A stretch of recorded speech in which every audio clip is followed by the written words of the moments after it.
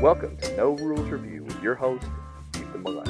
Have you ever been to the zoo and wondered about the different habitats the animals are in, and wondered if they're really happy there or not as they sort of pace back and forth?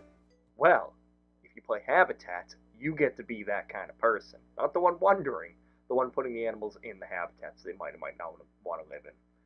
Habitats is a game by Corne van Moorsel for 2 to 5 players.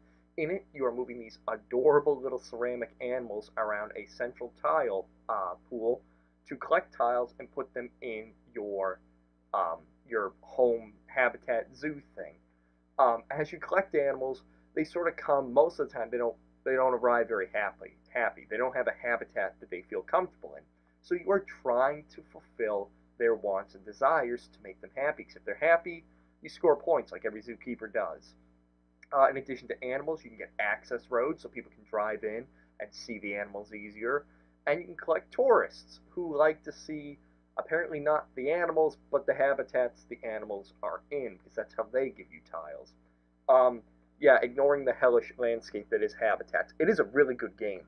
It's a fun game of sort of building up your tableau of tiles and trying to make them work. Because as you grab tiles, you can put them almost anywhere. There are some limitations with where roads are, because you can't have a road go directly into a habitat, go figure. Um, so your limitation of getting tiles is moving that little ceramic animal around the middle, because it can go forward, left, or right. It can't go back. So you have to be very careful about how you move, because you and the other players are moving around this central pool, and people are picking up tiles and dropping down tiles, and you want tiles that work for you. Um, Real fun, very quick. It's played over 3 rounds with a varying number of tiles collected each round, and there's sort of these little intermediate scorings.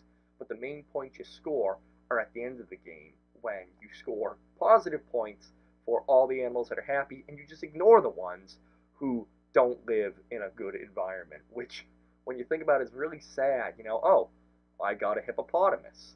Not for Christmas, though. I got a hippopotamus.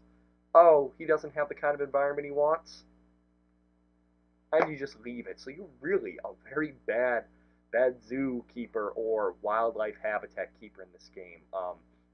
You're a terrible human being, but it's a great game. Uh, it was kickstarted recently. Unfortunately, it's not available for wide distribution due to limitation of these ceramic animals, but there are enough people who kickstarted it and are now selling it that if you look, you can probably get a copy of it. It's a good game. I've played it from 2 to 5, so I played all the player counts. I think it plays great with all of them. It is sort of a solitary game. I mean, you are interacting in that central tile tableau, or I say tile pool, but really the only interaction there is if somebody takes a tile you want. You can hop over each other, so you can't actually even trap the other person. So, yeah, you're interacting there, but your turn goes a lot like this. Okay, I'm taking that tile, and then you look down, and you're figuring out where you want to put it, and it goes around. Somebody says, it's your turn. You look up, you move again, you take the tile. So it is a rather solitary game. It is seeing who can place their tiles the best. Um, but I like it. I like it. It doesn't need to be any more interactive than that, because it's enough of a burner as you're putting down those tiles. I could place it here, and I would automatically have that animal score. But if I put it over here, I have a better chance of scoring an animal worth even more. The only issue I have with the game is that for new players, they often will find it confusing, because the animals need one of 4 or multiples of the different 4 habitats. 4 or 5 habitats. Let's see. There's grass, jungle, water, and rock. Yeah, so 4. You will sometimes get animals like, let's say, like the hippo. Hippo needs water. He's on a water tile, but that water tile doesn't count. So I've played with people when it's their first game and they start flipping tiles to show that they're complete, and I say, no, it's not done yet. I say, well, no, blah, blah, blah, blah, blah, blah, blah. I have to say, no, the tile they're on doesn't count. So, yeah, unfortunately, that can be a little confusing, but once people get that through their heads, it's a very simple game, and it plays so quickly. Um, the force choice of which tiles you grab, being one in front of your creature, one to the left, or one to the right, really gets rid of any of the strong analysis paralysis that might be present in the game otherwise, because you have, in a great time, you have 3 choices. Usually with where you are, where people are, 2 to 1 choice. I mean, sometimes there's just no good choices, so you take whatever it is and you work with it. Um, The intermediate scoring, there are 9 scoring tiles and you only use 3 of them every game, so that changes up from game to game. And they'll reward you for things like diversity of ecosystems, diversity of flowers, having a big park, small park, easy access, long access, a variety of things. And they score okay points, but I have found, again, with new players, they tend to focus on those, thinking that's their opportunity to score a lot of points. And I think in a 4-player game or 5-player game, the most you can get from one of those is 5 points.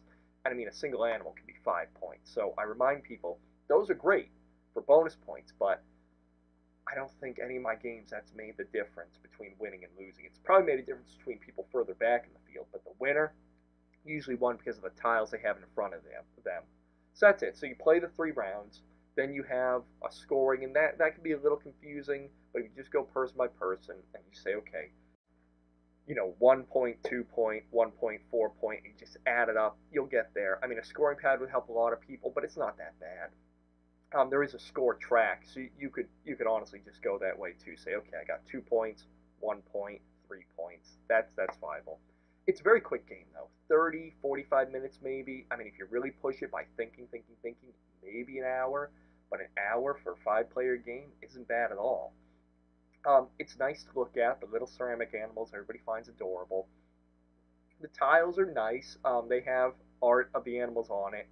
I mean, it's nice. It's not the prettiest game, but it doesn't need to be. It's just a great little, I wouldn't call it a filler. It's certainly beyond a filler, but a family weight game. I'd say a family weight game, not for young children, but for older children, just because the idea of scoring or having the habitats around that animal can sometimes get confusing. But that's it. I mean, Corne van Moorsel is known for making some unique games. I have quite a few of his, and none of them really play too similar to each other, so it's nice. I really don't have anything much more to say about it. It's just a fun, nice, quick little beautiful game. This has been Ethan Millay with another No Rules review. If you like what you saw today, share, like, comment, and especially subscribe, and I will see you next time. Bye-bye now. This has been another No Rules review by Ethan Millay. If you enjoyed this video, consider sharing, commenting, liking, and most importantly, subscribing. For this and other great games, join us over on Board Game